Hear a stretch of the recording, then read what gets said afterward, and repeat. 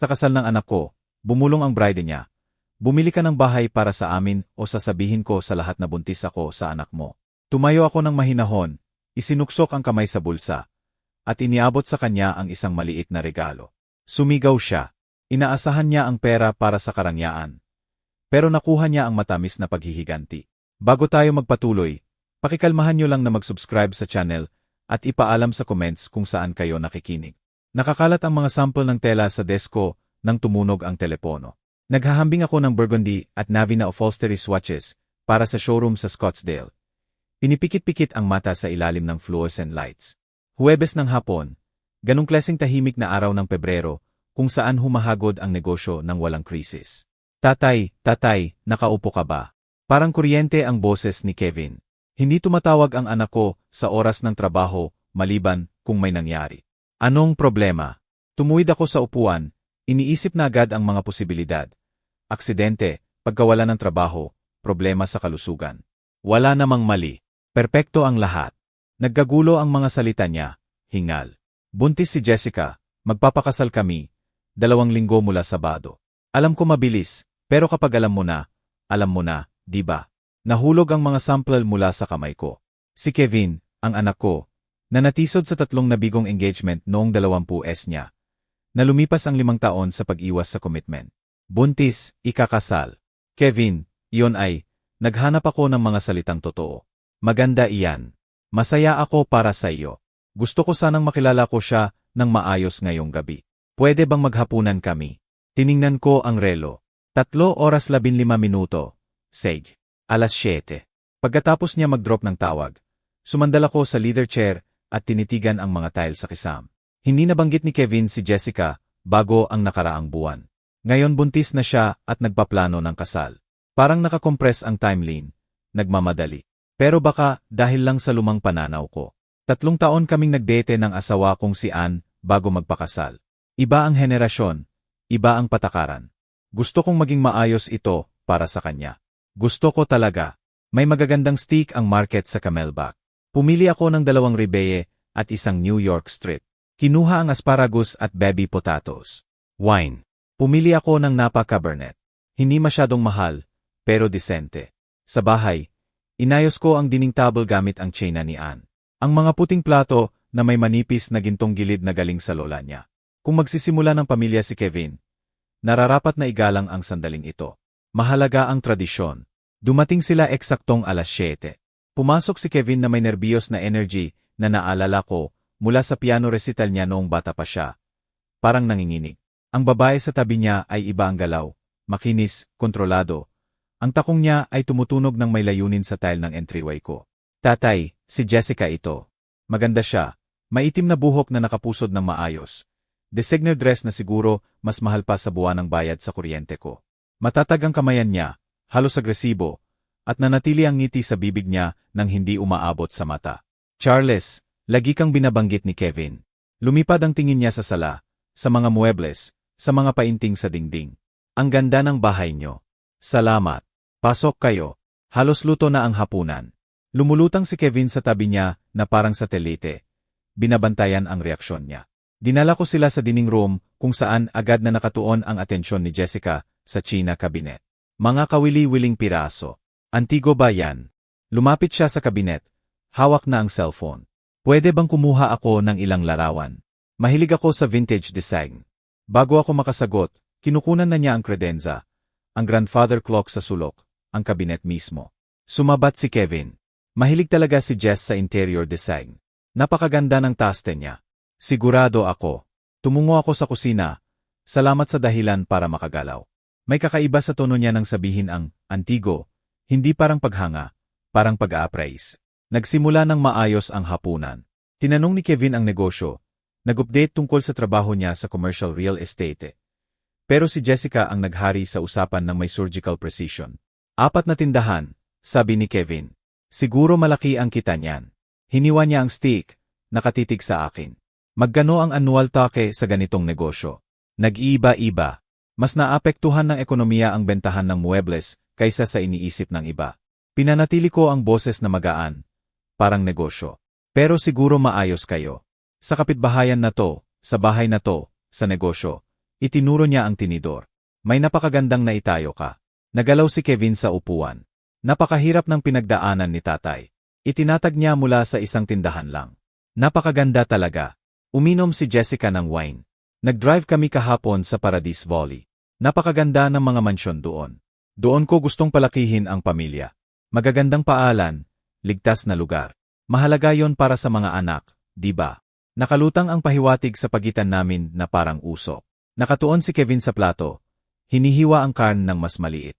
Mahal ang Paradise Valley, sabi ko ng maingat. Siyempre, pero hindi mo mababayaran ang kinabukasan ng apo. Hinawakan niya ang kamay ni Kevin sa mesa. Naghahanap pa kami ng tirahan. Hindi na kaya ang rental ko ngayon. Ayaw ayusin ng landlord ang basic repairs.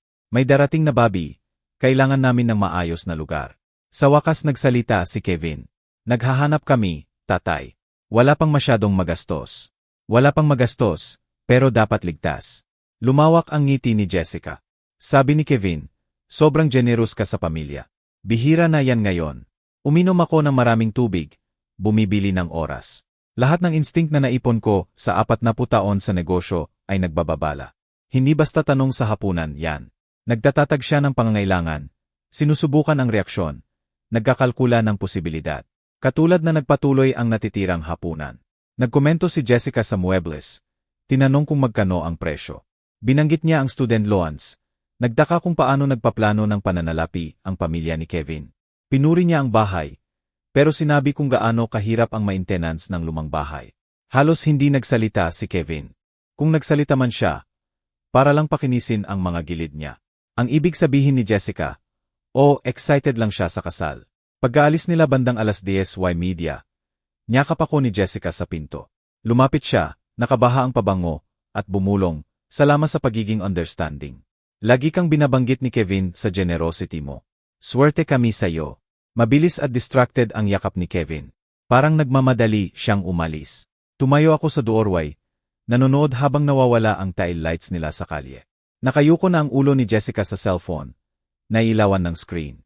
Sa loob, dahan-dahang nilinis ko ang mesa. Hinuhugasan ng kamay ang tsena ni Ann, kahit kaya ng dishwasher. Gumagalaw ang kamay ko sa rutina, habang inuulit ng isip ang gabing iyon. Ang paraan ng pagkuha niya ng larawan ng bahay nang hindi nagtanong. Ang matatalim na tanong tungkol sa pera, real estate, generosity ko. Ang katahimikan ni Kevin, ang nakayukong balikat, ang pag-iwas sa mata ko. Sinabi ko sa sarili na nerbiyos lang yon, stress sa kasal. Pero ang sikmura ko, ang paehong instinct na nagligtas sa akin mula sa masamang partnership, masamang investment, deal na perpekto sa papel pero mali ang pakiramdam, ay sumisigaw. May kakaiba sa mata niya nang tingnan ang bahay ko. Hindi niya nakikita ang tahanan ng lolo ng anak niya. Nagkakalkula siya. Nagising ako 6:00 PM. 00 Biyernes pagkatapos ng 3 oras na pira-pirasong tulog. Tuwing natutulog ako, nakikita ko ang mukha ni Jessica sa kabilang dulo ng dining table. Naririnig ang boses niya na nagtatanong tungkol sa revenue at real estate. Naggurgle ang coffee maker habang nakaupo ako sa kitchen table. Tinitingnan ang mga upuan kung saan sila nakaupo, 12 oras na ang nakalipas. Hindi ako iniiwan ng mga detalye. Ang paraan niya sa paghawak ng phone ng kuhanan ang kredenza. Hindi parang humahanga sa muebles, parang nag-i-inventory. Hindi usapan ang mga tanong niya. Reconnaissance yon. At ang ekspresyon ni Kevin, ang guwang na depensibong tingin na nakita ko dati. 3 taon na ang nakalipas. Nang kontrolin ni Rachel ang buhay niya, paulit-ulit na nangyayari habang pinapanood ko.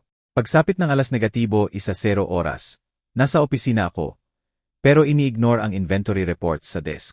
Binuksan ko ang LinkedIn at tinipa si Jessica Simons-Foynitz. Polished at professional ang profile niya. Spa manager sa Desert Serenity Wellness Center. Mga larawan sa charity events.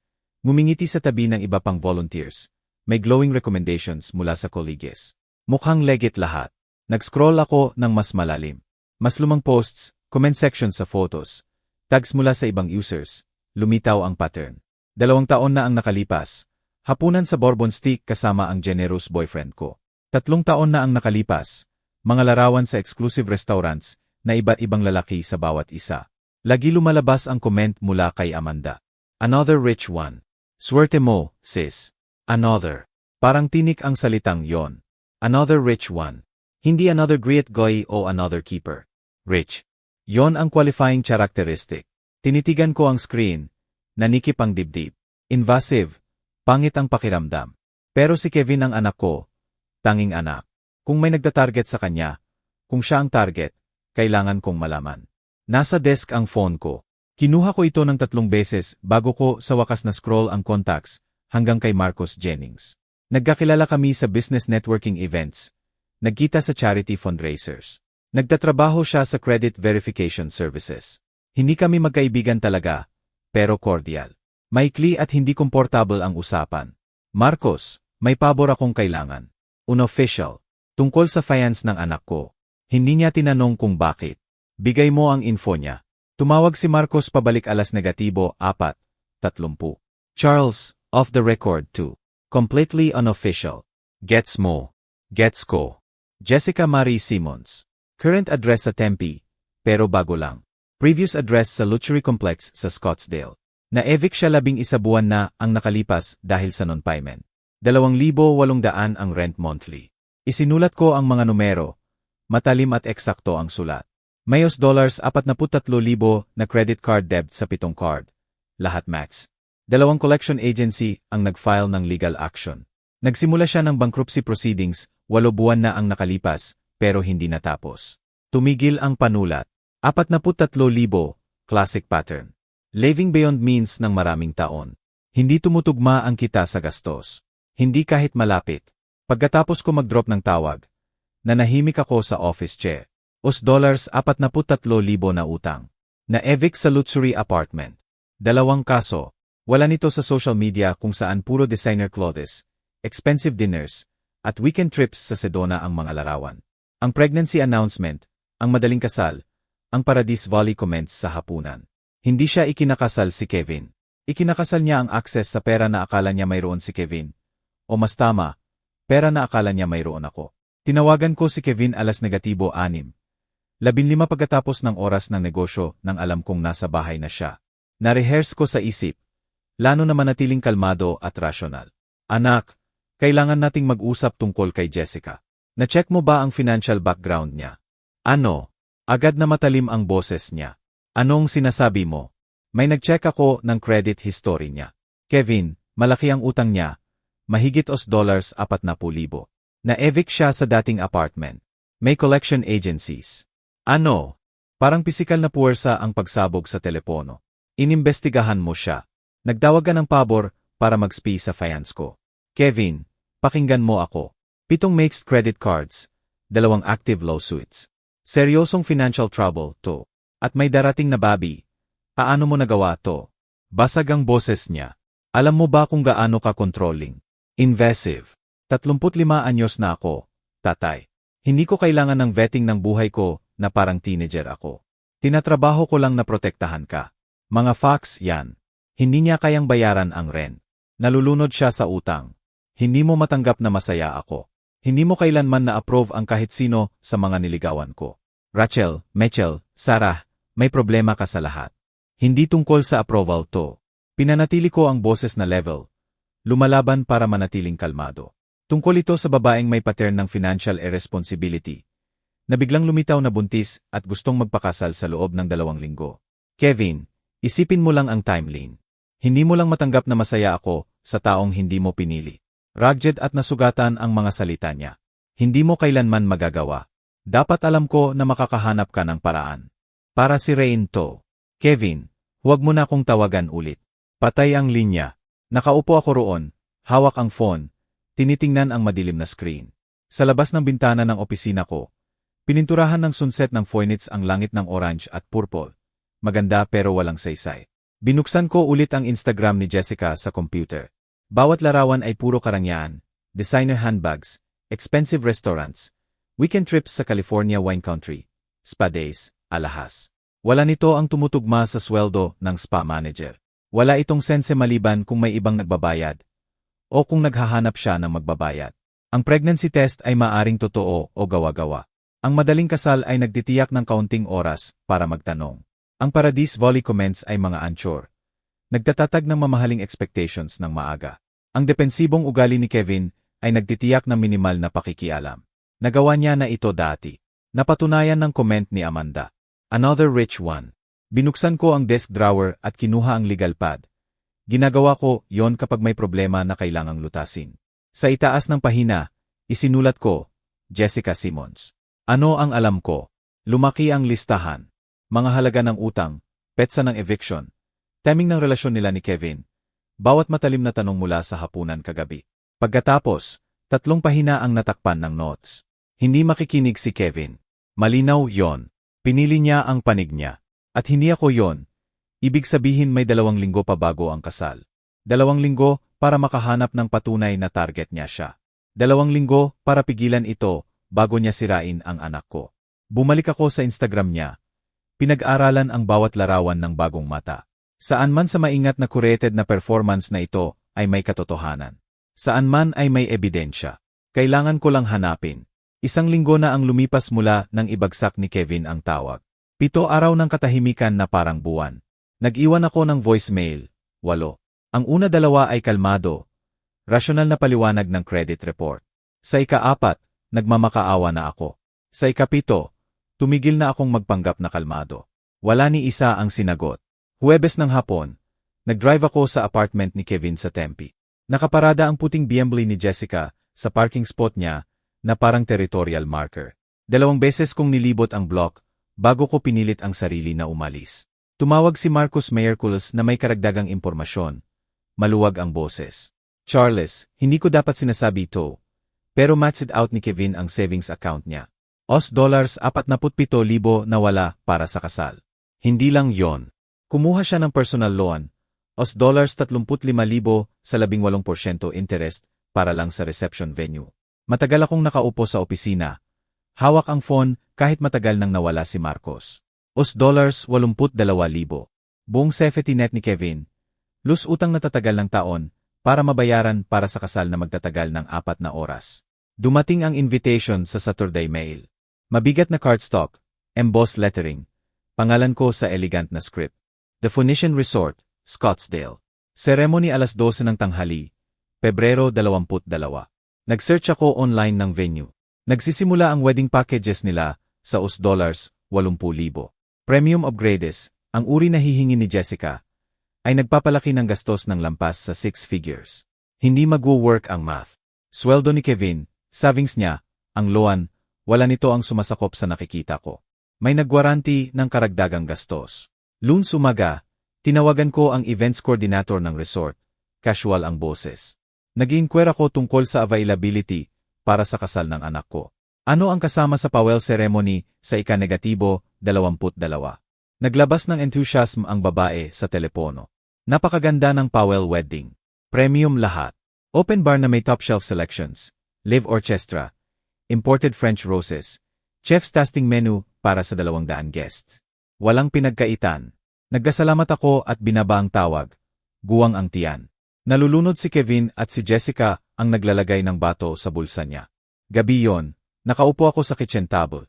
Nagtitype ng mga mensahe kay Kevin sa phone. Tinatanggal. Nagtitype ulit. Tinatanggal. Anak, tawagan mo ako. Tanggal. Kevin, nag-aalala ako sa finances mo. Tanggal. Mahal kita at sorry ako. Tanggal.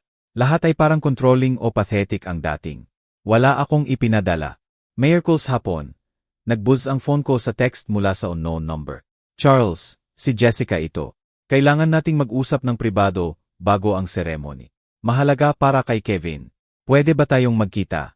Tinitigan ko ang mensahe ng 0 minuto. Paulit-ulit na binabasa. Gumagawa siya ng galaw, pero papunta saan? Ang instinct ko, ang paehong sense na nagligtas sa akin sa masamang dial sa 40 taon, ay sumisigaw na negotiation ito, hindi reconciliation. Tinipa ko, kailan at saan? Sagot niya sa loob ng ilang segundo. Bukas gabi, sa bahay mo. Akala ni Kevin nasa bachelorette dinner ako. 7 AM. Huwebes umaga. Nag-drive ako sa electronics store sa Bell Road. Masigla ang clerk, enthusiastic tungkol sa mga produkto sa makintab na shelf. Kailangan ko ng recording device para sa business meetings, sabi ko. Ipinakita niya ang unit na kasing laki ng USB drive. Maganda, tong model na to. 20 oras na battery, voice activated. Nagre-record lang kapag may nagsasalita. Malinaw na audio hanggang 15 ET. Legal ba sa Arizona ang pag-record ng conversation? Siyempre.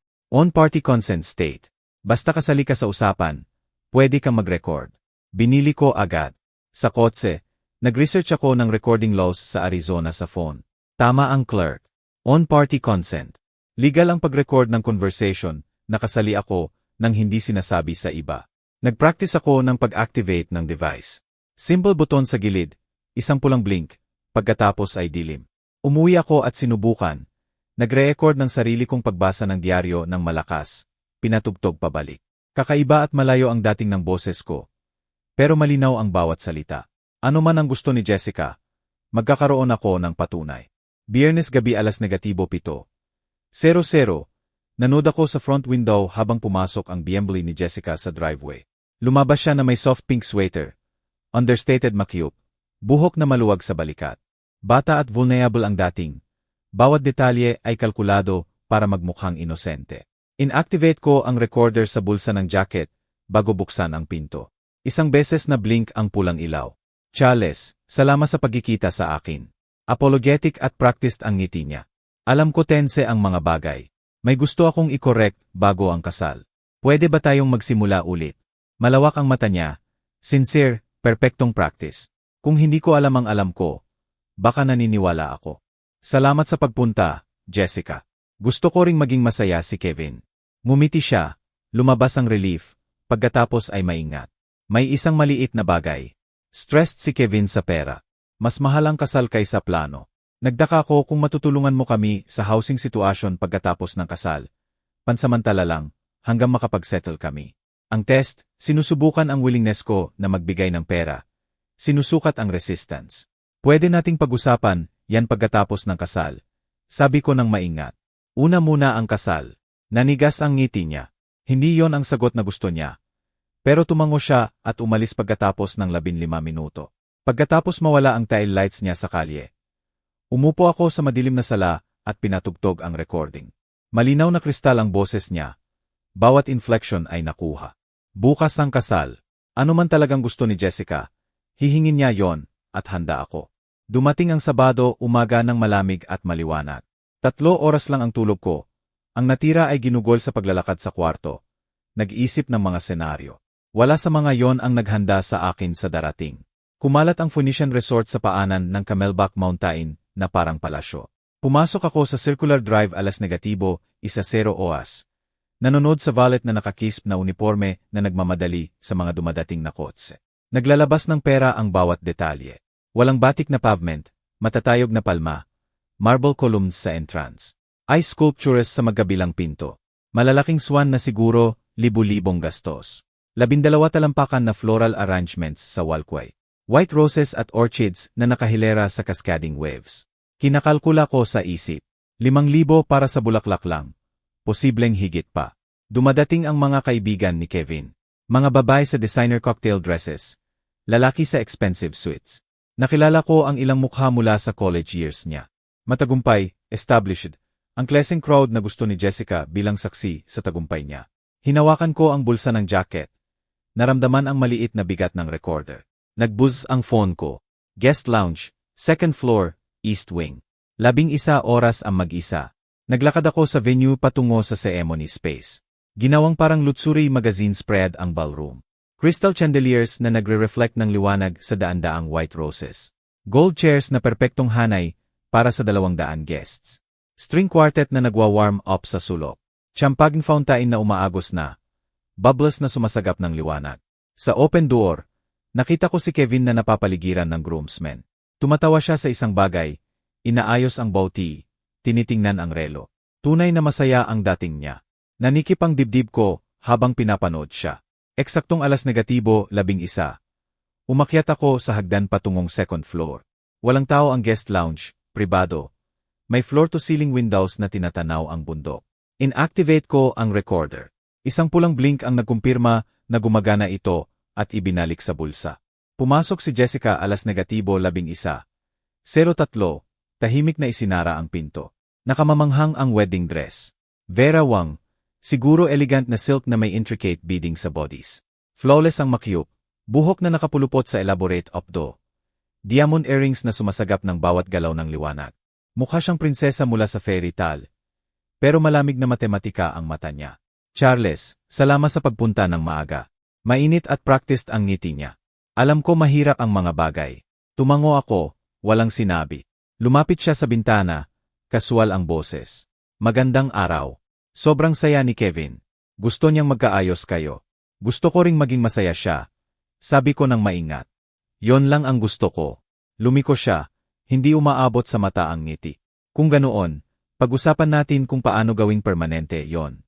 Nakalutang ang salitang permanente sa pagitan namin na parang nakabitin na talim. Negosyo na ang tono niya. Charles, maging praktikal tayo. Kailangan namin ni Kevin ng bahay. Sa Paradise Valley. Hindi bababa sa $850,000. Jessica, malaking halaga yan. Pinutol niya ako. Buntis ako. Kailangan namin ng maayos na espasyo. Lolo ka na ngayon. Siguro may ibig sabihin yon. Matutulungan ko sa down payment. 15, siguro 20%. Pero bumili ng buong bahay, hindi yon gagana. Lumamig ang boses niya. Tuluyang nawala ang maskara. Lumapit siya. Malinaw ko na ang predator. Hindi na nagtatago. Ganito ang mangyayari. Bibilhin mo kami ng bahay na full payment ngayong linggo. At kung hindi, matalim ang ngiti niya na parang basag na salamin. Sasabihin ko sa lahat ang totoo. Buntis ako sa anak mo. Nagyelo ang dugo ko. Pero nanatiling steady ang boses ko. Absurd yan. Walang maniniwala. Tumawa siya ng mahina at malupit. Talaga. Sino sa tingin mo ang paniniwalaan nila? Isang 63 anyos na lalaki o isang buntis na 32 anyos na babae sa wedding dress? Bawat salita ay kalkuladong suntok. Sasabihin ko na sinubukan mo akong akitin sa unang hapunan, na nagpapadala ka ng inappropriate messages sa loob ng mga linggo, na nang tanggihan kita, sinubukan mong sirain ang kasal namin sa fake financial reports. Nagkuyom ang mga kamao ko sa gilid. Hindi ka nakakausapin ni Kevin. Masisira ang reputasyon ng negosyo mo. Mahilig ang lahat sa skandal. Furniture magnate na nanlalaki sa buntis na fiance ng anak. Front page material yan. Tumigil siya, hinayaang lumubog. O bibilhin mo kami ng bahay, gaganapin ang generous na lolo, at masaya ang lahat. Ikaw ang bahala. May 60 segundo ka. Makapal at nakakabigkig ang katahimikan. Tumayo akong walang galaw. 3, 4, 5, pinoproseso ang shock, galit, ang kalkuladong kalupitan ng buong plano niya. Pagkatapos nagsalita ako, mahina at level ang boses. Jessica, ginawa mo ang pinakamalaking pagkakamali sa buhay mo. Bahagyang nabawasan ang ngiti niya. Ano? Inabot ko sa bulsa at kinuha ang maliit na recording device, ipinakita. Patuloy na blink ang pulang ilaw. Nawala ang kulay sa mukha ni Jessica. Puti na parang wedding dress niya. Ano yan? Bawas salita mula nang pumasok ka.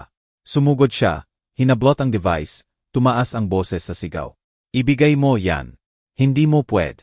Illegal yan. Tumalikod ako, lumapit sa pinto. One-party consent state ang Arizona. Legal na legal. Inirecord mo ako.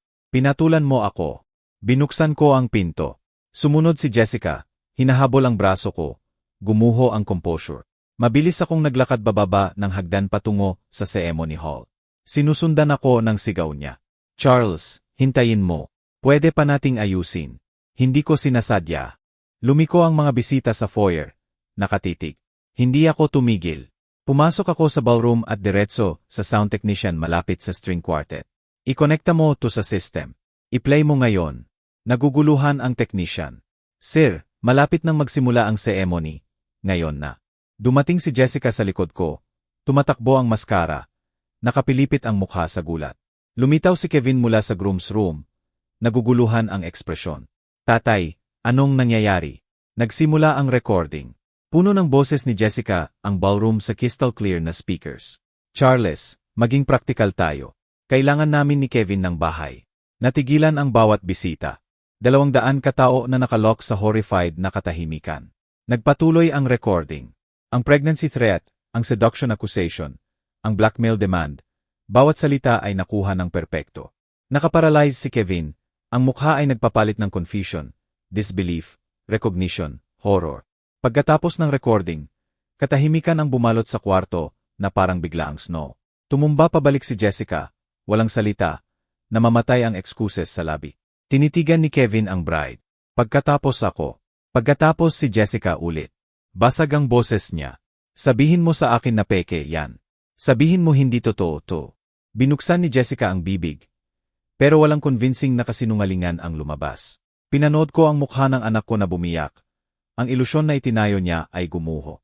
Tapos na ang kasal bago pa magsimula. Nawala ang huling salita ng recording sa crushing na katahimikan. Pinanood ko ang mukha ni Kevin na nagpapalit ng emosyon na parang channel sa T.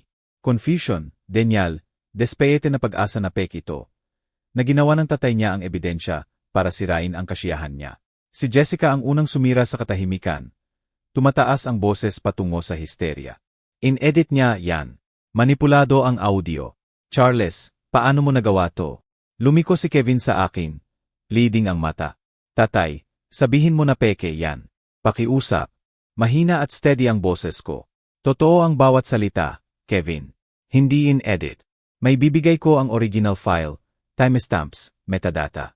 Nanigas ang mukha niya, hindi acceptance, hindi paniniwala sa ebidensya. Basta pader na bumaba sa pagitan namin. May bisita sa harap na bumulong ng malakas na narinig sa ballroom. Naririnig ko ang narinig ko. Blackmail siya. Lumapit si Kevin kay Jessica, na nagsimulang umiyak. Tunay na luha na tumatakbo sa mukha. Maingat na track ang maskara. Perpektong victim performance. Hinawakan niya ang braso nito. Kevin, sinusubukan niyang sirain tayo. Hindi niya kailanman gusto kang masaya. Ito ay revenge dahil pinili mo ako kaysa sa kanya. Lumapit ako. Anak, pakinggan mo kung ano talaga ang sinabi niya. Tinakot niyang sabihing hindi ikaw ang tatay. Hiningi niya ang $850,000. Basag at puno ng sakit at galit ang boses ni Kevin. Ginagawa mo to palagi. Bawat relasyon ko, may nakikita kang mali. Hindi mo matanggap na may mahal ako. Hindi ito tungkol sa kontrol. Blackmail siya. Narinig mo. Inirecord mo siya ng walang pahintulot. Pinatulan mo siya. Basang-basa na ang mata niya. Nanginginig ang boses sa dalamhati. Selos ka dahil mag-isa ka mula nang mamatay si nanay. At hindi mo matanggap na may nagmamahal sa akin. Nakalutang ang akusasyon na parang lason sa hangin sa pagitan namin. Binuksan ko ang bibig, pero walang sagot. Paano mo awayin ang taong mas pinipili ang ilusyon kaysa katotohanan? Sino ang mas nangangailangan ng kasinungalingan kaysa sa katotohanan? Hinawakan ni Kevin ang kamay ni Jessica. Aalis kami. Huwag mo na akong i-contact. Tinignan ako ni Jessica sa balikat habang naglalakad patungo sa exit. Kalkulasyon na halos sa tagumpay. Natalo ang kasal, pero napanatili niya ang premyo. Nanatili ang ilang bisita na nakaupo, hindi sigurado. Nagsimulang mag-empake ng gamit ang iba. Umiiwas sa mata ko. Isang babae na kilala ko bilang kaibigan ni Jessica, si Amanda, ay sumigaw. Naniniwala kami sa'yo, Jess. Nakakadiri ito.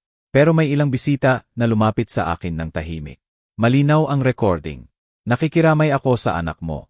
Lumitaw ang resort manager na hindi comfortable sa crisp suite niya. Mr. Powell, bahala kami sa cancellation arrangements. Walang charge sa venue. Tumango ako, hindi makapagsalita. Sa loob ng isang oras, walang laman ang ballroom. Umupo ako sa isa sa gold chairs. Napapaligiran ng $80,000 na bulaklak at hindi nagalaw na champagne fountains. Patuloy na nag-vibrate ang phone ko. Mga text mula sa mga kaibigan, pamilya, mga taong naroon. Hindi ko binasa. Lumapit ang waiter ng nerbiyos. Sir, may maihahain po ba ako? Umiling ako. Umalis siya. Iniwan akong mag-isa sa kasal na hindi naganap. Nag-drive ako pauwi sa fog. Ang init ng hapon ay sumasalamin sa asphalt sa mga alon. Malaki at walang laman ang pakiramdam ng bahay nang pumasok ako. Matalim ang kawalan ni Ann na parang basag na salamin. Kahit 3 taon na. Linggo umaga, nagbuzz ang phone ko sa text mula sa number ni Kevin. Maikli at final ang mensahe. Hindi na ako anak mo. Kasama ko si Jessica at magpapatuloy kami. Huwag kang tumawag. Huwag mag-text. Patay ka na sa akin. Binasa ko ito ng 3 beses. Permanenteng pakiramdam ang bawat salita. Nakaukit sa bato. Linggo hapon, ipinasa ng kaibigan ko ang post ni Jessica sa Instagram. Laawan siya sa casual clothes. Namumula ang mata sa iyak. Walang makiup, kalkuladong authenticity. Ang caption, hindi sapat ang heartbroken para ilarawan. Sinira ng tatay ni Kevin ang kasal namin dahil hindi niya matanggap na may nagmamahal sa anak niya. Inirecord niya ang private conversation. In-edit para magmukha akong masama. At sinira ang pinakasaya kong araw. Sa mga nagtatanong, kasama pa rin kami ni Kevin. Ang tunay na pag-ibig ay nakakaligtas sa atake. May 347 likes, 89 supportive comments. Nakita ko ang mga pangalan na kilala ko, mutual acquaintances, business contacts, mga taong dapat masalam. May iba namang comments. Nandun ako. Malinaw ang recording sa akin. Pero nalibing sa ilalim ng mga supporters ni Jessica. Inilagay ko ang phone at hindi na kinuha ng maraming oras. Lunes umaga, nakaupo ako sa harap ni Richard Clark sa downtown Phoenix office niya. 58 anyo siya, gray suit, calculating ayes na nakakita ng bawat klaseng family disaster. 2 beses niyang pinakinggan ang recording, kumuha ng notes, at ngayon ay ibinibigay ang assessment. Legal na legal ang recording. Malinaw ang one-party consent law ng Arizona. Naghintay ako sa pause. Pwede pa rin siyang magdemanda. Emotional distress. Defamation. Pwede niyang sabihing inirecord mo siya sa banyo o sa lugar na may expectation of privacy kahit hindi totoo. Gagawin niyang mahal ang buhay mo kahit matalo siya. Kaya nakakalusot siya. Sumandal si Richard. Hindi naman sigurado. Pero kailangan mong maging mas matalino kaysa sa pagkakaroon lang ng patunay. Kailangan mong magbuo ng pattern. Ipakita na hindi ito isolated incident. Inabot niya ang business card. Private investigator, discreet, mahal, pero thorough. Inilagay ko sa bulsa ang card. Ano ang hahanapin ko? History niya, previous relationships, financial records. Kahit ano na magpapakita na playbook niya to, hindi one-time mistake. Kung nagawa niya na dati, baka magsalita ang mga lalaki. Tumango ako. Nararamdaman ang pagbuo ng plano. Dagdag ni Richard ng mahina. At Charles, maghanda ka. Baka hindi pa bumalik ang anak mo. Hindi agad. Baka hindi na. Mabigat at totoo ang mga salita. Habang tumatayo ako para umalis, halos kasual na binanggit ni Richard. Isa pa. May nag-check ako ng hospital records, doctor visits. Hindi pa nakakita si Jessica Simmons ng obgyn sa loob ng 2 taon. Nagyelo ako.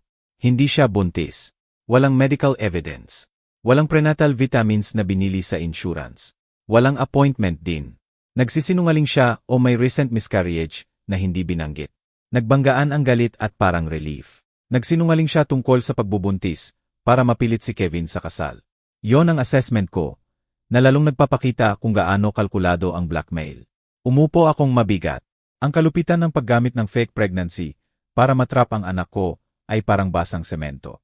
Lumabas ako sa opisina ng lawyer. Pumasok sa matinding sikat ng araw ng Phoenix. May ebidensya ako, legal na recording, patunay ng manipulation ni Jessica. Pero pinili pa rin siya ni Kevin. Parang abo ang tagumpay. 3 Manila folders ang nakalat sa desk ko. Ang report ng private investigator sa nakaraan ni Jessica. Unang folder, Robert Greene, 45, Divorce Tech Executive mula 2022. Natuklasan ng EI ang bank records na nagpapakita na binayaran ni Robert si Jessica ng $75,000 pagkatapos ng 6 na buwan na pag-date. Ang statement niya sa investigator. Tinakot niyang isumbong ako sa assault kung hindi ako magbayad. May anak ako, may business reputation. Nagbayad ako para mawala siya. Pangalawang folder, Michael Torres, 51, real estate investor mula 2020. Paehong pattern, 4 na buwan na relasyon. Biglang pregnancy claim, demands for money. Binayaran ni Michael ang $50,000 bago mag-miscarry si Jessica. 2 linggo pagkatapos. Pangatlong folder, David Chen, 48, restaurant chain owner mula 2019. Binayaran niya ang $30,000 para tapusin ang relasyon pagkatapos ng threat ng workplace harassment claims. Sumandal ako, pinoproseso ang timeline. 3 lalaki sa loob ng 5 taon. $155,000 na nakuhang sa threats. Parehong beats ang bawat relasyon. Charm, offensive, rapid escalation, pregnancy o assault claim, payment, disappearance. May chilling line sa notes ng EI. Textbook predatory financial behavior. Targets men 15 to 20 years older. Established wealth, family reputation to protect. Perpekto ang profile ni Kevin. Hindi siya mayaman, pero may tatay na mayaman. Nagsuka ako sa pagkaunawa kung gaano kalkulado. Hindi siya na in love kay Kevin. Inimbestigahan niya ito na parang business investment. Miracles hapon, nasa flagship furniture store ako. Nagre-review ng inventory nang lumapit ang assistant. May naghahanap po sa inyo. Personal daw. Nakaupo ang isang babae, malapit sa entrance. Early 60s, gray hair sa neat bob. Simple slacks at cardigan. May library book sa ilalim ng braso. Pagod pero mabait ang mukha. May cheekbones ni Jessica, pero wala ang hardness. Inabot niya ang kamay. Mr. Powell, ako si Barbara Collins, nanay ni Jessica. Pwede po ba tayong mag-usap ng pribado? Una kong naisip ay hinala. Isa pang manipulation, pero direkta, malungkot, at tunay ang mata niya. Dinala ko siya sa opisina at isinara ang pinto. Umupo si Barbara, huminga. May utang na loob ako sa iyo at posibleng paliwanag. Maingat ang pananalita niya. Parang may gastos ang bawat salita. Nakita ko ang nangyari sa kasal. May kaibigan na nagpadala ng video na na-post online. Napangiwi ako. Hindi ko alam na may video. Nakita ko ang anak ko na nagmamanipula ng tao mula pa noong 16 na anyos. Boyfriends, employers, kahit ako. Ninakaw niya ang $12,000 mula sa savings ko 3 taon na ang nakalipas. Inireport ko sa pulis, pero binawi ko ang kaso nang umiyak siya at magpromise na magbabago. Hindi nanginginig ang boses niya. Nagawa na niya ito dati. Iba pang lalaki. Hindi ko alam ang detalye, pero alam ko ang pattern. Magdedete siya ng mayaman. Bigla na lang matatapos ang relasyon. Bigla, may bagong muebles, bagong cots, expensive trips. Bakit mo sinasabi sa akin to? Tanong ko. Tinitigan ako ni Barbara. Dahil sinubukan mong protektahan ang anak mo. At tinanggihan ka niya. Alam ko ang sakit na yon. Itinulak ako ni Jessica taon na ang nakalipas. Ang tanging oras na tumatawag siya ay kapag kailangan niya ng pera o alibi. Tumigil siya. At dahil may pinaplano pa siyang iba. Nakita ko ang text conversation niya kay Amanda, kapatid niya. Lumapit ako. Anong klaseng conversation? Inabot ni Barbara ang phone. Screenshots. Naiwan ni Amanda ang phone niya sa bahay ko noong nakaraang buwan. Tiningnan ko. Parang blueprint ng krimen ang text thread ni na Jessica at Amanda. Jessica, broke na si Kevin ngayon, pero loaded ang tatay niya. Problema ang recording, pero kaya ko pa. Papayagin ko si Kevin na magdemanda kay Charles para sa emotional damages. Hati tayo sa manalo. Amanda, sa tingin mo magdedemanda si Kevin sa sariling tatay? Jessica, gagawin niya ang sabihin ko. Isolated na siya sa lahat maliban sa akin. Bigyan ng 2 buwan. Pagkatapos sasabihin ko na deserve niya ang compensation para sa childhood trauma o ano. Gawin nating tungkol sa therapy costs. Binasa ko ng 2 beses. Malamig ang pakiramdam. Lumalaki ang galit. Tumingin ako kay Barbara. Bakit mo binibigay ito sa akin? Mahina ang boses niya. Dahil nabigo ako bilang ina sa kung saan man.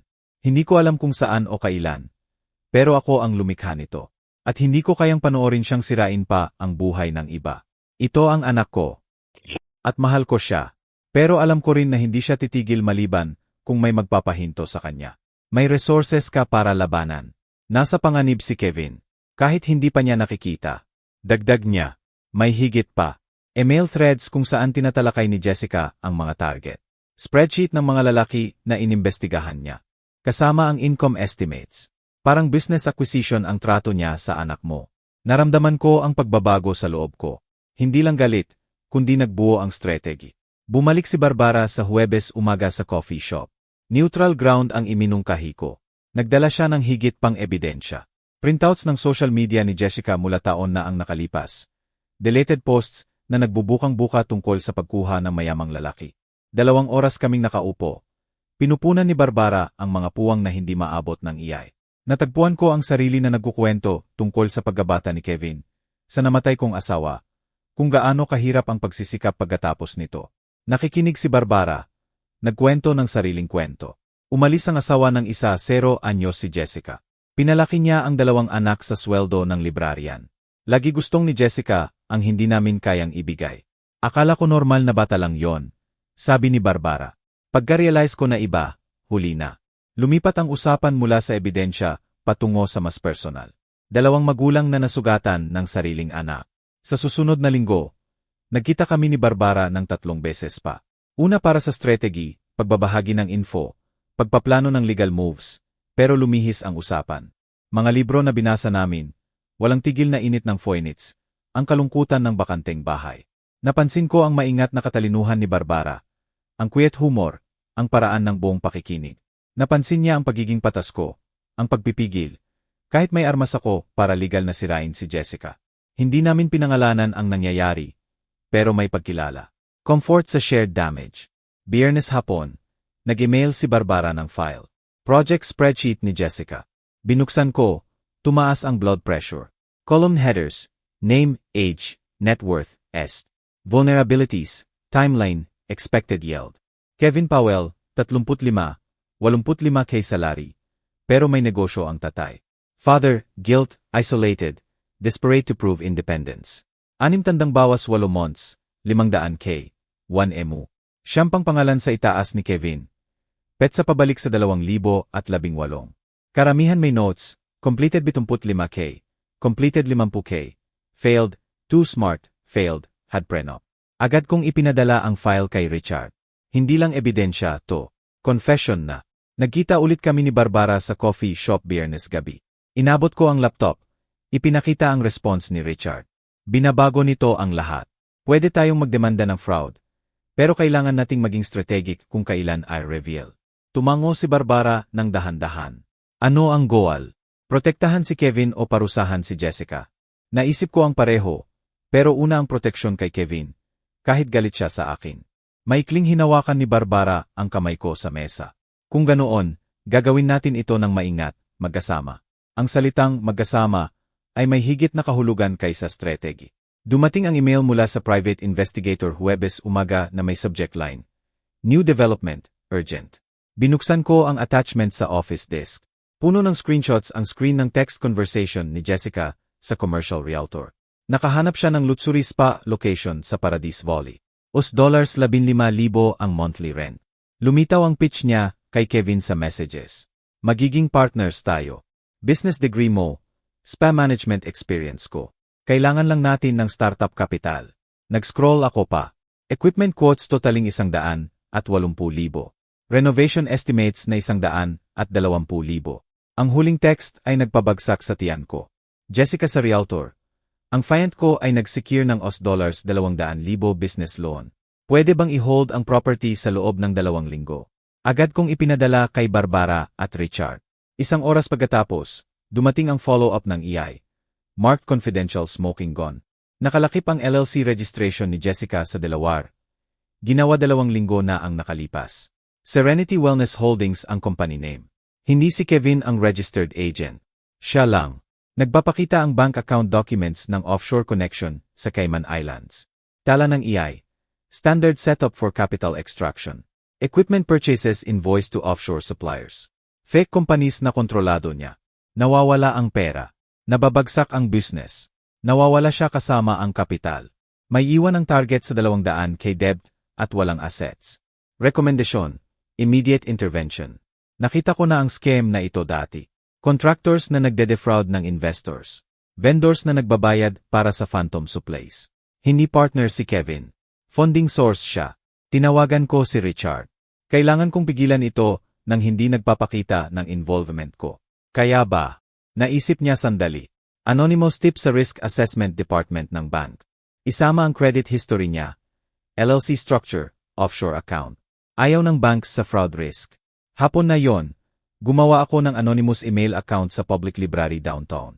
Umupo sa computer terminal na napapaligiran ng mga teenager na gumagawa ng homework at retirees na nagbabasa ng news. Inilagay ko ang credit report ni Jessica na ibinigay ni Marcos months ago. Los screenshots ng Delaware LLC na nagpapakita ng sole ownership niya at Cayman Islands account documentation. Subject line, Fraud Alert, Kevin Powell Loan Application.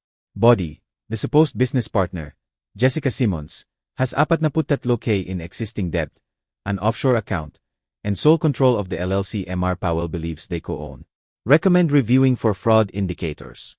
Pinindot ko ang send bago ko mapag-isipan ulit.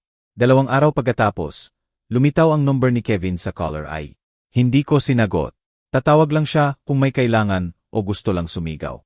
Maikli at galit ang voicemail. Alam kong ikaw ang gumawa nito. Tinanggihan ng bank ang loan ko. May nagpadalaw ng info tungkol kay Jessica. Mababa na talaga to kahit para sa'yo. Isinav ko ang voicemail. 1 oras pagkatapos, tumawag si Jessica mula sa phone ni Kevin. Charles, kailangan nating mag-usap tungkol sa boundaries.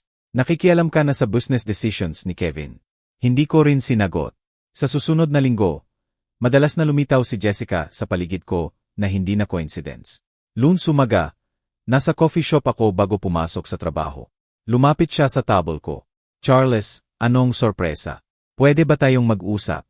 Miyerkules, lumitaw siya sa parking lot ng store ko nang umalis ako para sa lunch. Biyernes, lumitaw siya sa restaurant kung saan nagkikita ako ng supplier. Umupo sa bar, nag-eye contact, ngumiti. Sa bawat pagkakataon, sinigurado kong hindi ako mag-isa. Nanatili sa crowded main room ng coffee shop. Tinawagan ng store manager para ihatid ako sa kotse. Hiniling sa supplier na manatili hanggang umalis si Jessica. Kilala ko ang tactic. Gumawa ng sitwasyon na maaring maling interpretasyon. Pagkatapos ay mag-claim ng harassment o mas malala. Nanatili ang phone ko sa bulsa. Nagre-record sa bawat encounter. Sabado hapon, lumitaw ulit si Jessica sa store ko. Ngayon sa workout clothes. Masikip, strategic. Naghintay siya hanggang umalis ang ibang customer at lumapit sa desk ko. Gusto ko sanang mag-apologize ng pribado. Pwede ba tayong mag-usap sa opisina mo? Tumayo ako pero hindi lumapit sa opisina. Ano man ang sasabihin mo, pwede rito. Nandyan ang assistant ko. Itinuro ko si Sarah, store manager ko, na nanonood mula 1-0 talampakan. Bumaba ang boses ni Jessica. Intimate. Sa tingin ko nagkamali lang tayo ng simula. Naiintindihan ko kung bakit protective ka. Baka pwede tayong magsimula ulit. Ikaw at ako lang. Lumapit ang kamay niya sa braso ko. Tumalikod ako. Sarah, sumama ka naman. Alis na si Jessica. Gabing yon, nagkita kami ni Barbara sa Phoenix Art Museum. Ika-4 na date, kahit hindi namin tinawag na ganoon. Naglakad kami sa contemporary wing. Nag-usap tungkol sa sculpture na nagpapaalala kay Barbara ng libro na binabasa niya. Ngumiti ako ng tunay. Isang bagay na hindi ko ginawa mula bago ang engagement ni Kevin. Pagkatapos ng Wayne, sinabi ko sa kanya ang mga pagtatangka ni Jessica na sulitin ako ng mag-isa. Nanigas ang mukha ni Barbara. Nagse-set up siya ng trap. Classic Jessica. Gumagawa ng sitwasyon na word mo laban sa kanya. Alam ko. Documented ko lahat. Hindi mag-isa. Lagi nagre-record. Hinawakan niya ang kamay ko. Ayaw kong mabuhay ka ng ganito. Pero salamat sa pagiging maingat. Nanatili ang hawak ng mas matagal kaysa kinakailangan. Napansin naming pareho. Walang umalis. Sa susunod na 2 linggo, nagkaroon kami ni Barbara ng RAYTM. Coffee 2 beses sa linggo. Dinner sa weekends. Mahabang tawag tungkol sa lahat maliban sa mga anak namin. Ipinakilala sa akin ni Barbara ang contemporary fiction na hindi ko sana babasahin. Natuklasan kong nagustuhan ko. Dinala ko siya sa symphony sa Scottsdale Center for the Performing Arts. Umiyak siya sa Brahms. Isang gabi sa townhouse niya. Naging background noise ang legal documents sa usapan tungkol sa buhay namin bago ang damage. Nagkwento ako tungkol sa namatay kong asawa, 8 taon na, kung paano ako tumigil sa pagbuhay at nagmaintain lang. Nagkwento si Barbara tungkol sa ex-husband, ang kalungkutan ng pagpapalaki ng mahihirap na anak mag-isa. Hindi namin sinabi, nahuhulog ako sayo. Pero alam naming pareho. Isang gabi ng huli, nakaupo ako sa home office ko. Tinitingnan ang frame photo ni Kevin mula sa high school graduation. Nagbuzz ang phone ko. Isa pang blocked call. Siguro si Jessica. Naisip ko ang EI reports, ang bank intervention, ang maingat na dokumentasyon ng seduction attempts ni Jessica. Pinoprotektahan ko ang anak ko. Pero warfare ang nakikita ni Kevin. Ang tanong na lumalabas, tinutulungan ko ba o parusa lang? Dumating ang text ni Barbara. Huwag kang mag-overthink. Ginagawa mo ang kinakailangan. Matulog ka. Linggo umaga, nagkita kami ni Barbara sa regular naming coffee shop. Naging amin na ang corner table. Inabot niya ang phone. Post ito ni Amanda kahapon. Basahin mo ang comments. Ipinapakita ng Instagram post sina Jessica at Kevin na nag-apartment hon. Caption: New beginnings despite obstacles. Comments mula sa mga kaibigan ni Jessica. Crazy ang future AL mo. Hindi makapaniwala na hinaharas ka pa rin niya. Naisip mo na ba ang restraining order? Naramdaman ko ang paglipat ng public opinion laban sa akin. Barbara, gumagawa siya ng narrative. Naghahanda para sa mas malaki kaysa seduction attempts. Tinitigan ko siya. Hayaan siyang dumating. Kay Richard lahat ng dokumentado. Handa na tayo. Dumating ang certified mail alas negatibo siyam. 00 ng umaga sa Martes. Pinirmahan ko sa driveway. Kilala ko agad ang law firm letterhead. Civil complaint. Jessica Simmons at Kevin Powell laban kay Charles Powell. Binasa ko roon. Abrilson na mainit sa balikat ko. Mga claims, intentional infliction of emotional distress, defamation, interference with business relations, damages sought as $500,000. Polished ang narrative na ginawa ng lawyers ni Jessica. Defendant motivated by jealousy and desire to control his adult son, fabricated audio recordings, sabotaged business opportunities, and publicly humiliated plaintiffs at their wedding ceremony. Binasa ko ng 2 beses, malamig ang galit. Hapon na yon, nakaupo ako sa harap ni Richard sa downtown office niya. Na-review na niya ang complaint. May red ink notes sa bawat pahina. Aggressive pero sloppy, sabi niya, tinuturo ang paragraph 3. Claim nila fabricated ang recording. May metadata, timestamps, audio forensic analysis na nagpapatunay ng authenticity. Tinalikod niya ang pahina 5. Claim nila na sinabota mo ang business opportunities. Kailangan nilang patunayan na kasali ka sa desisyon ng bank. Anonymous tip, walang patunay. Mananalo ba sila? Sumandal si Richard. Manalo, hindi. Gawin itong mahal at masakit. Sigurado. Discovery will be invasive. Depositions, financial records, witnesses. Taya ni Jessica na magsisettle ka para maiwasan ang hassle. Hindi mangyayari. Ngumiti si Richard ng matalim. Maganda. Dahil handa na ang counterclaim natin. Fraud, attempted extortion, blackmail. May previous victims na willing mag-testify. Ang offshore account, ebidensya ni Barbara. Pagkatapos natin, hindi na siya makakagawa ng scam na ito ulit. Nalaman ko sa mutual business contact na natanggal si Kevin sa trabaho. Hindi nag-resign, kahit ano ang claim sa Facebook post ni Jessica. Tumawag si Mark ng maluwag. Naisip kong dapat mong malaman. Miss na miss ni Kevin ang deadlines. Nakikipag-away sa lahat. Sa wakas, sumabog siya sa supervisor noong nakaraang linggo. Pinatalsik siya. Sinubukan kong iproseso. Mahal ni Kevin ang trabahong yon. 7 taon doon. Dagdag ni Mark. Hindi siya ang dating sarili. Mukhang pagod si Charles. Payat na. Ano man ang nangyayari sa babaeng yon, sinisira siya. Binaba ko ang tawag at agad na sumulat ng email. Anak, narinig ko tungkol sa trabaho mo. Pakiusap, kausapin mo ako. Ano man ang kailangan mo, nandito ako. Hindi binabago ng lawsuit na ito na mahal kita. Ipinadala ko sa personal email ni Kevin, work email, sa phone via text. Lahat bounced back o unread. Binlock ni Jessica ang lahat ng communication channel. Sa susunod na 2 linggo, sumulat ako ng physical letters, handwritten sa quality paper. Iba-iba ang bawat isa. Humihingi ng paumanhin sa public nature ng wedding confrontation habang ipinagtatanggol ang necessity. Ipinapaliwanag ang ebidensya na natuklasan ko. Nag-aalok ng financial help ng walang kondisyon, nagre-reminis ng nakaraan namin. Ipinadala ko sa dating address ng apartment ni Kevin. Wala ang bumalik, pero wala ring sumagot. Naisip ko na si Jessica ang sumasalot, binabasa muna, nagdedesisyon kung ano ang makikita ni Kevin. Mas masakit ang katahimikan kaysa galit ni Kevin dati. Nangangahulugan ito ng complete isolation. Tumawag si Barbara Miyerkules gabi. Mahigpit ang boses. Sinabi lang ni Amanda na ibinebenta ni Kevin ang apartment niya. Parang bumagsak ang sahig. Yon ang tanging asset niya. Binili niya 5 taon na ang nakalipas. Kinumbinsi siya ni Jessica na kailangan nila ng pera para sa legal fees at living expenses hanggang makahanap siya ng trabaho. May real estate agent na raw si Jessica na nakalinya. Mabilis na mabebenta. Magandang area. Nice unit. Mabilis na math ko. Binili ni Kevin sa 200 at 40,000. Siguro 200 at 70 na ngayon sa market ng Phoenix pagkatapos ng mortgage. Siguro 80,000 na equity. Susunugin ni Jessica, yon sa loob ng mga buwan. Iwan si Kevin na wala. Pwede ko bang bilhin sa pamamagitan ng LLC? Hindi malalaman ni Kevin. Ang katahimikan ni Barbara ay nagsasabi na naisip na niya at tinanggihan. Malalaman niya sa huli. Mukhang kontrol pa rin. Sorry. Desperado, sinubukan ko ang video messages sa phone ni Kevin. Nag-record ako sa sala.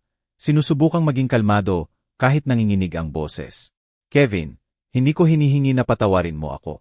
Hinihingi ko lang na tingnan mo ang ebidensya ng malinaw na mata. May offshore account si Jessica. Nagawa niya ito sa 3 ibang lalaki. Mapatunayan ko lahat. Pakiusap, tingnan mo lang ang ipinapadala ko. Inilagay ko ang ES, bank records, EI report, screenshots ng LLC ni Jessica. Delivered ang message, pero hindi binuksan. Nag-record ako ng isa pa. Alam ko hindi mo maririnig to. Binblock ni Jessica ang lahat. Pero kailangan mong malaman na gagawin ko ulit lahat. Ang recording, ang bank tip, lahat. Dahil anak kita, at ang makita kang sinisira ay papatay sa akin. Hindi ko pinadala yon. Sobrang raw, sobrang desperate. Late April gabi, nakaupo ako sa home office. napapaligiran ng legal documents at evidence files. Ipinapakita ng phone ko ang lawsuit timeline. Discovery starts in 3 weeks, depositions in 6. Bumagsak ang buhay ni Kevin. Walang trabaho, ibinebenta ang apartment, nalulunod sa utang, isolated maliban sa manipulator. Ang intervention ko ay dapat protektahan si Kevin. Sa halip, mas masahol pa si Kevin kaysa dati at ako ang sinisisi sa lahat. Lumitaw muli ng malakas ang tanong na sumusubaybay mula Pebrero. Paano kung mali ako? Hindi tungkol kay Jessica. Overwhelming ang ebidensya, pero tungkol sa method, ang public confrontation, ang ongoing interference. Baka ang ilang leksyon ay hindi matuturo, matutunan lang sa sakit. Nag-drive ako sa townhouse ni Barbara nang hindi nagpaalam. Binuksan niya ang pinto, nakita ang mukha ko, at hinila ko sa loob ng walang tanong. Umupo kami sa couch, kamay niya sa kamay ko, habang inilalabas ko ang mga duda. Bumagsak ang buhay ni Kevin. Baka kung iba ang ginawa ko sa kasal. Private conversation sa halip na public recording. Baka kung hinayaan ko siyang kumuha ng luan. Matuto ng mahirap kapag nawala si Jessica. Buong pakikinig si Barbara bago sumagot. Sinira ni Jessica ang buhay ng 3 lalaki bago si Kevin. May patunay ka na bin-blackmail ka. Ano ang mga option mo? Bayaran siya. Hayaan siyang mag-extract ng pera. Pero si Kevin ang gumawa ng desisyon. Sabi niya ng matatag. Binigyan mo siya ng information. Tinanggihan niya. Hindi mo kayang protektahan ang isang tao mula sa sarili niya magpakailanman. Hinawakan niya ang mukha ko. Hindi ka malupit. Hindi ka vindictive. Mag-ama ka na nanonood sa anak na gumagawa ng maling desisyon at ginagawa ang tanging magagawa mo. Bumubuo ng record para kapag nagbukas ang mata ni Kevin, may patunay. Hindi titigil ang katotohanan sa pagiging totoo dahil masakit. Sumandal ako sa hawak niya. Naramdaman ang pagkaluwag sa dibdib. Weekend na yon, nagkita kami ni Richard para i-finalize ang legal response. May 2 version siya, defensive at aggressive. Defensive ay tahimik, paliwanag ni Richard. Aggressive ay gagawin itong very public. Very ugly. Magte-testify ang previous victims. Mag-i-expose ang financial schemes niya sa detalye. Pero nakakabit ang pangalan ni Kevin sa lawsuit. Madadala siya sa lahat. Tinitigan ko ang 2 dokumento. Nakalagay ang pirma ng anak ko sa complaint laban sa akin. Pero biktima rin siya, na manipulete para atakehin ang sariling tatay. Pinili ko ang aggressive option. Kailangan ni Kevin makita ang buong katotohanan. Kahit galit siya sa akin. Gabi na yon, naglakad kami ni Barbara sa neighborhood niya. Sa wakas ay lumamig ang desert air. Kapag tapos na ang lahat, ang lawsuit, ang exposure, baka hindi pa rin patawarin ka ni Kevin, sabi niya. Alam ko, kaya mo bang mabuhay ng ganun? Naisip ko ang nakaraang 3 buwan. Ang pagtuklas sa scam ni Jessica, ang wedding confrontation, ang pagkawala ni Kevin, ang pagkakahanap kay Barbara.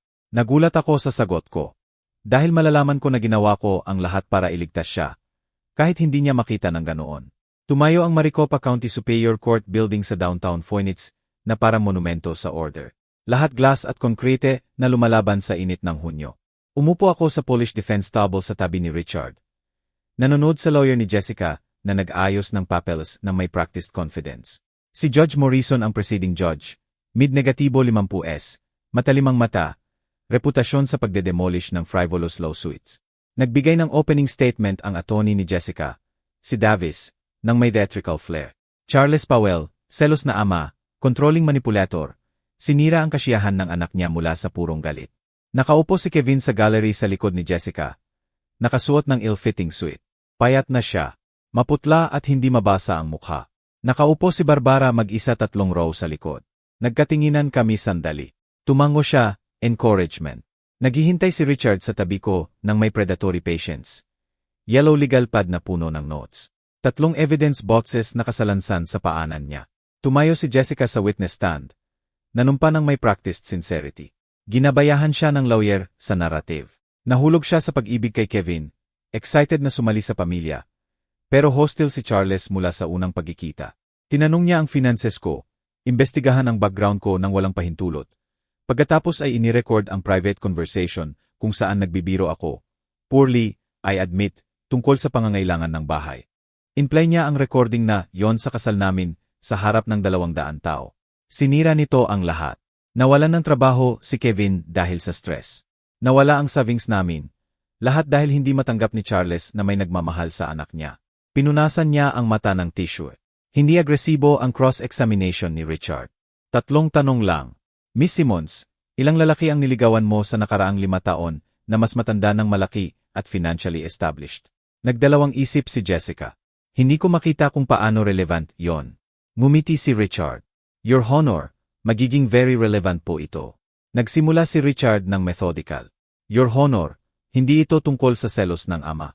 Ito ay tungkol sa documented predator na nagpatakbo ng identical scheme sa hindi bababa sa 3 previous victims. Una niyang ipinakita ang audio forensic analysis. Expert testimony via deposition na nagkukumpirma na authentic at inedited ang wedding recording. May verified timestamps at metadata. Paulit-ulit na nag-object ang lawyer ni Jessica. In-overrule ni Judge Morrison ang bawat isa. I'll hear the evidence, Counselor. Susunod ang financial history ni Jessica. Ang credit report na nagpapakita ng $43,000 debt, ang eviction, ang collection lawsuits. Pagkatapos ang Delaware LLC registration para sa Serenity Wellness Holdings, pangalan ni Jessica lang. Kahit sinabi niya kay Kevin na partners sila. Ang offshore Cayman Islands account na binuksan 3 linggo bago ang spa proposal. Bank statements na nagpapakita na shell lang ang spa business plan para kunin ang loan ni Kevin. Surgical ang presentation ni Richard. Bawat dokumento ay nagbuo sa nauna. Lumalaki ang pagkamaputla ni Kevin sa bawat revelation. The defense calls Robert Greene. Pumasok ang lalaki sa mid-negatibo 40S. Expensive suite. Graying sa templos. Matagumpay pero may visible shame. Nanumpa siya, umupo, hindi tumingin kay Jessica. Mr. Greene, paano mo kilala ang plaintiff? Nagdete kami 3 taon na ang nakalipas ng humigit kumulang 6 na buwan. Paano natapos ang relasyon? Huminga si Greene. Sinabi niyang buntis siya. Sinabi na akin. Pagkatapos sinabi niyang kailangan niya ng $100,000 para sa medical care at para mawala ng tahimik. O isusumbong niya sa ex-wife ko na binuntis ko siya habang nagkaka-custody battle. 12 anyos ang anak ko. Hindi ko kayang mawala ang custody. Ano ang ginawa mo? Nagbayad ako ng $75,000. Yon lang ang kaya kong itaas agad.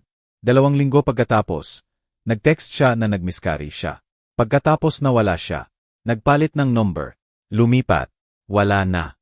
Naglabas siya ng bank transfer records. Text message screenshots kung saan explicit na hiniling ni Jessica ang pera.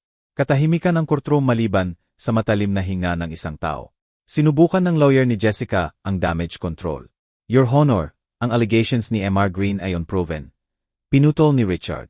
May 2 pang victims na handa mag-testify. Si Michael Torres nagbayad ng $50,000 sa katulad na sitwasyon noong 2020. Si David Chen nagbayad ng $30,000 noong 2019. Parehong pattern. Fake pregnancy, blackmail, payment, disappearance. Inilagay niya ang sworn affidavits sa harap ng judge. Binasa ito ni Judge Morrison. Naninilaw ang mukha. Biglang tumayo si Jessica. Nagsisinungaling ang mga lalaking yon. Conspiracy ito. Binayaran sila ni Charles. Mr. Simmons, umupo ka. Bulong ng lawyer niya ng urgent. Pero nagkapanik na siya. Pumuputok ang composed mask. Pinanood ko si Kevin sa gallery. Nagpapalit ang mukha niya ng disbelief, recognition, horror. Hindi nagtagal si Judge Morrison. Sapatos ko na ang narinig. Walang merit ang lawsuit na ito. Mukhang bahagi ito ng ongoing pattern ng fraud at extortion. Tumingin siya diretso kay Jessica. Miss Simmons, legal ang recording na ginawa ni Mr. Powell sa ilalim ng batas ng Arizona. Iminumungkahi ng ebidensya na ginawa mo eksakto ang nakunan sa recording. Attempted blackmail para sa pera. Baseless ang claims nyo. Bumaba ang gavel. Dismissed with prejudice ang complaint. Bukod dito, Mr. Simmons, ikaw ay inuutosang magbayad ng legal costs ng defendant sa halagang $47,000. Pumuti ang mukha ni Jessica.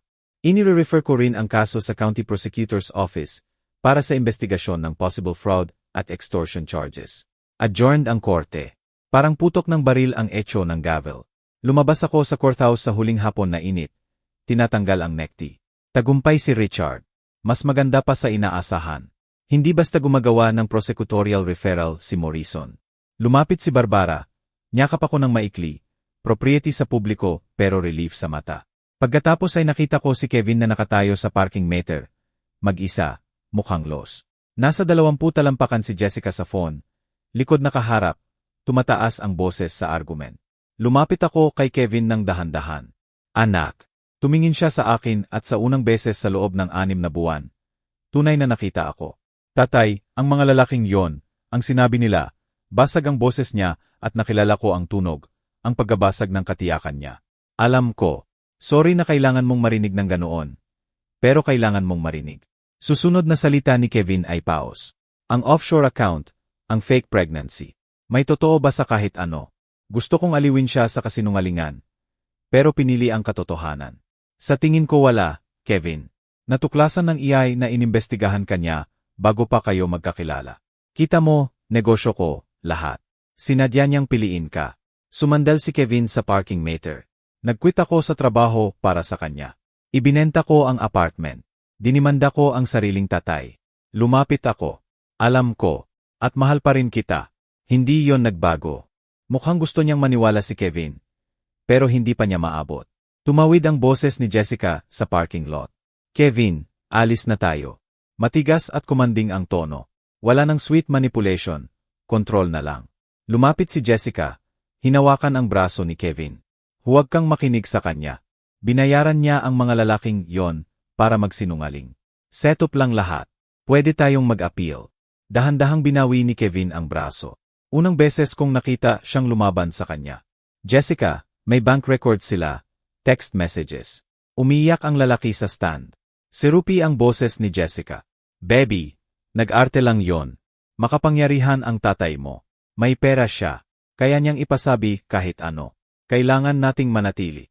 Ikaw at ako laban sa mundo, remember. Tumingin si Kevin sa pagitan niya at sa akin. Nakikita ang digmaan sa mukha niya. Tahimik ako. Kailangan itong desisyon ni Kevin. Sa wakas, mahina ang sabi ni Kevin. Kailangan kong mag-isip. Kailangan ko ng space. Nanigas ang mukha ni Jessica sa isang unguarded na sandali. Puro kalkulasyon. Walang pag-ibig. Pagkatapos bumalik ang maskara. Siyempre, baby. Umuwi tayo at mag-usap.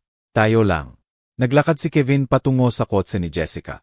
Mekanikal ang galaw. Pinanood ko silang umalis. Hinanap ng kamay ni Barbara ang kamay ko. Lumapit si Richard. Nagwawaver siya. Bigyan ng oras. Hindi agad lumulubog ang katotohanan. Tumango ako. Pero nanatili ang guwang na pakiramdam. Napatunayan ko lahat sa korte. Tuluyang na-expose si Jessica. Nanalo sa legal battle. Pero kasama pa rin siya umalis ni Kevin. At yon ang tanging tagumpay na talagang mahalaga. Nagring ang phone ko habang nagre-review ng furniture delivery sa store. Mid-July hapon. Backing ang Phoenix sa walang tigil na araw. Urgent ang boses ng EI. May nakuha ako. Nakikipag-usa si Jessica kay Brian Miller, dating business partner ni Kevin. Naalala ko si Brian. Pinutol ni Kevin ang tiis 2 taon na ang nakalipas dahil sa ethical disagreements. Nagpaplano silang mag-forge ng documents na nagpapakita na nag-embezzle ka ng pera na ininvest ni Kevin sa negosyo mo. Bank transfers, falsified contracts, lahat. Magkikita sila bukas gabi para i-finalize ang forgeries. Malamig na galit ang dumaloy sa akin. Pagkatapos matalo sa korte, kriminal na siya. Desperate ang desperate moves. Nahaharap siya sa US$47,000 na judgment. Lost possible fraud charges. Ito ang last play niya. Ipadala mo lahat. Location, time, intercepted messages. Gabing yon, nakaupo kami ni Barbara at Richard sa dining table ko. Nakabukas ang laptop na nagpapakita ng message thread ni na Jessica at Brian. Text ni Jessica. May pera ang matanda na technically ininvest ni Kevin years ago. Pwede nating claim na hindi niya ibinalik. Add interest. Gawin nating embezzlement. Brian. Makakagawa ako ng backdated investment agreements, fake bank statements. Magkita tayo sa Dominic Steakhouse bukas -7:00. Magdala ng cash para sa documents. Sumandal si Richard. Conspiracy to commit fraud ito. Kung tatawagan natin ang pulis ngayon, arestado sila. Umiling ako. Kailangan makita ni Kevin mismo. Marinig mula sa bibig niya. Kung hindi, kumbinsihin niya siyang entrapment o setup ako. Hinawakan ni Barbara ang kamay ko. Dadadalin mo si Kevin doon. Ipapakita mo kung sino talaga siya kapag akala niyang hindi nakikinig si Kevin. Eksakto. Kaya mo bang dalhin siya doon nang hindi alam ni Jessica? May utang na loob si Amanda sa akin. Nagsisimula na siyang makita kung sino talaga si Jessica. Sa tingin ko tutulungan niya. Kinabukasan, nag-text ako kay Kevin mula sa bagong number. Binlock niya ang regular ko months ago. Kevin, Si tatay ito. Pakiusap, huwag mong i-delete. Kailangan nating mag-usap. Hindi tungkol kay Jessica. Tungkol kay nanay. May dapat sana akong sinabi sa'yo years ago. Sa Dominic Steakhouse ngayong gabi -7. Maghihintay ako ng 1 oras, pakiusap. Kalkulado ang pagbanggit sa namatay niyang ina. Lagi siyang nagtataka tungkol sa detalye na bihirang pag-usapan ko. 3 oras pagkatapos, sagot.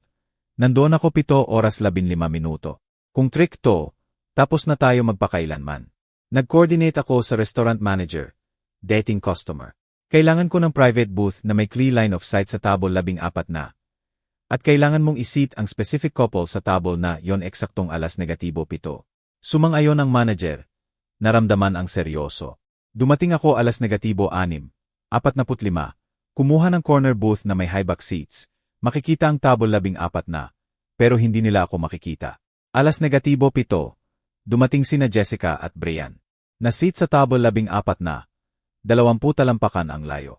Business casual si Jessica. Serious meeting outfit. Mid-40s si Brian. Slick briefcase sa mesa. Nag-order sila ng drinks. Pagkatapos ay naglabas si Brian ng folders. Ginawa ko na lahat. Investment contracts mula 5 years ago na nagpapakita na nag-invest si Kevin ng 85,000 sa Powell Furniture. Letters requesting return of capital. Ignore ng tatay mo. Sinuri ni Jessica ang documents. Ngumingiti.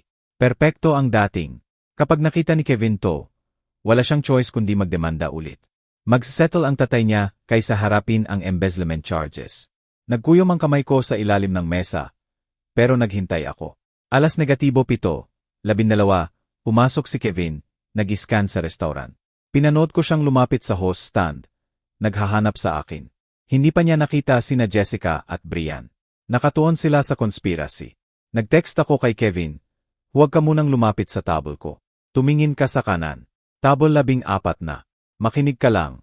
Nagpapalit ang mukha ni Kevin ng confusion. Pagkatapos ay nakita niya si Jessica. Natigilan siya, 20 talampakan ang layo. Bahagyang nakatago sa decorative pillar. Naririnig ang boses ni Jessica sa tahimik na restaurant. Madaling mark si Kevin. Naniniwala talaga siya sa lahat ng sinasabi ko. Mahal kita, baby. Ang tatay mo ang kaaway. Nakakaawa kung gaano siya kadesperate na mahalin. Tumawa si Brian. Gaano katagal mo na siyang nilalamon? 6 na buwan na. Walang trabaho, walang apartment, naibenta na lahat. Halos tuyo na. Ang forgery na to ang last play. Mapapayag natin si Charles na magsettle ng siguro 200,000. Kukunin ko ang kut ko, babayaran ang court costs, at mawawala. Hindi malalaman ni Kevin na wala na ako, hanggang mag-bounce ang lease ng apartment natin. Paano ang bata? Naglalaro pa rin. Malamig at walang laman ang tawa ni Jessica. Please, hindi kailanman nagkaroon ng bata. Naniniwala ang idiot na yon nang hindi nakakakita ng test. Pinanood ko ang mukha ni Kevin mula sa kabilang restaurant. Mukha ng taong nanonood sa pagkasunog ng buong mundo. Bahagyang nanlupaypay ang tuhod ni Kevin. Hinawakan niya ang pilar para sa suporta. Nagpatuloy si Jessica na oblivious. Ang recording sa kasal ang tanging pagkakamali ko. Dapat nag-check ako ng devices.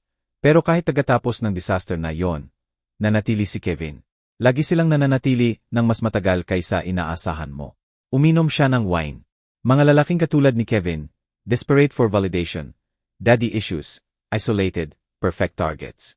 Sabihin mo lang ang gusto nilang marinig at panoorin silang ibigay ang lahat. Lumiko si Kevin. Nakita ako sa corner booth. Nagkatinginan kami sa restaurant. Lahat ng sinabi ni Jessica, bawat kasinungalingan, bawat manipulation, nakikita sa ekspresyon ni Kevin. Tumango ako patungo sa exit.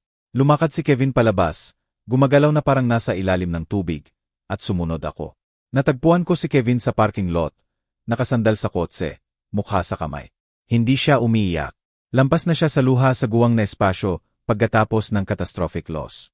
Lumapit ako ng dahan-dahan. Anak, muffled ang boses ni Kevin. Sinubukan mo akong sabihin sa kasal, pagkatapos sa korte. Sa bawat sulat, tinawag kitang selos, controlling, bitter. Nagmahal ka o sa akala mong pag-ibig. Magaling talaga siya. Sa wakas ay tumingin si Kevin. Ibinenta ko ang apartment, nag-quit sa trabaho, dinimanda ang sariling tatay para sa taong tinawag akong idiot, na hindi kailanman nabuntis, na hindi kailanman naging totoo. Lumapit ako. Hindi ka bulag, Kevin. Namanipulet ka ng professional. May pagkakaiba yon. Wala na akong natira. Wala ako.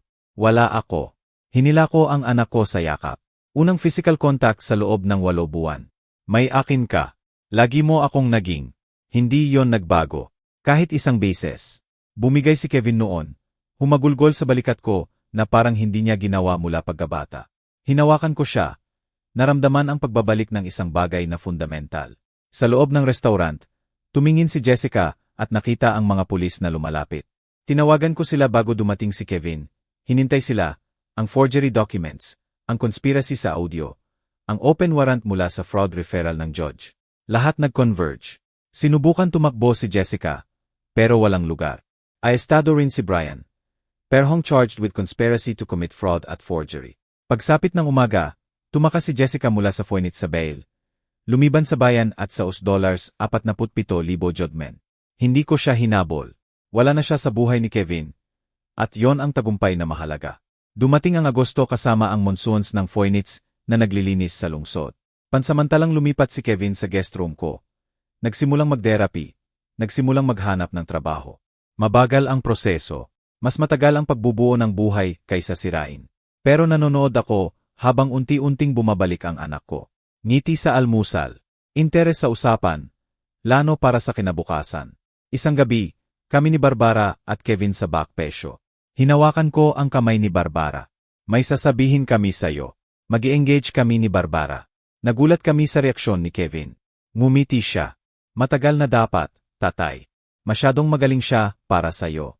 Tumawa si Barbara. At naramdaman ko ang isang bagay na hindi ko naramdaman sa loob ng maraming taon. Complete. Late Agosto. Nag-host ako ng maliit na engagement gathering sa bahay. 20 close friends. Walang elaborate. Lahat genuine. Simple blue dress ang suot ni Barbara. Radiant ang ngiti. Nakaupo si Kevin sa tabi ko bilang main witness. Bumabalik ang healthy weight, clarity sa mata. Pagdating ng toast, tinapik ni Kevin ang baso, tumayo. Kailangan kong magsalita. Sa loob ng mga buwan, akala ko ang tatay ko ang kaaway. Controlling, selos, sinusubukang sirain ang kasiyahan ko. Steady ang boses niya.